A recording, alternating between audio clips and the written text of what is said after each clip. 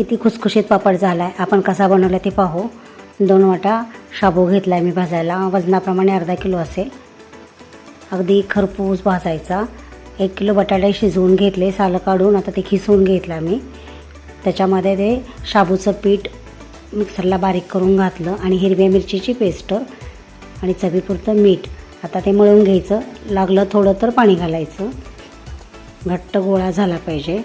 आपण आता मशीनवर त्याचे पापड बनवूया. अगदी पटपट पापड होतात. अगदी थोड्याच वेळात भरपूर पापड होतात. जास्त त्रास नाही, काही नाही, बनवायला सोपे. आता मी तळून दाखवते बघा. अगदी छोटे पापड आहेत, त्याचे तर तळल्यानंतर मोठे पापड तयार होत आहेत. अगदी खुसखुशीत, खमंग, भरपूर फुलतो आहे बघा. त्याचा आकार पण किती मोठा झाला आहे. आवडला तर नक्की करून पहा. किती खुसखुशीत पापड झाला आहे. आपण कसा बनवला ते पाहू.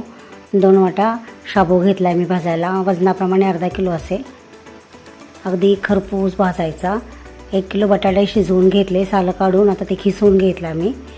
त्याच्यामध्ये ते शाबूचं पीठ मिक्सरला बारीक करून घातलं आणि हिरव्या मिरचीची पेस्ट आणि चवीपुरतं मीठ. आता ते मळून घ्यायचं. लागलं थोडं तर पाणी घालायचं. घट्ट गोळा झाला पाहिजे. आपण आता मशीनवर त्याचे पापड बनवूया. अगदी पटपट पापड होतात. अगदी थोड्याच वेळात भरपूर पापड होतात. जास्त त्रास नाही, काही नाही, बनवायला सोपे. आता मी तळून दाखवते बघा. अगदी छोटे पापड आहेत, त्याचे तर तळल्यानंतर मोठे पापड तयार होत आहेत. अगदी खुसखुशीत, खमंग, भरपूर फुलतो आहे बघा. त्याचा आकार पण किती मोठा झाला आहे. आवडला तर नक्की करून पहा.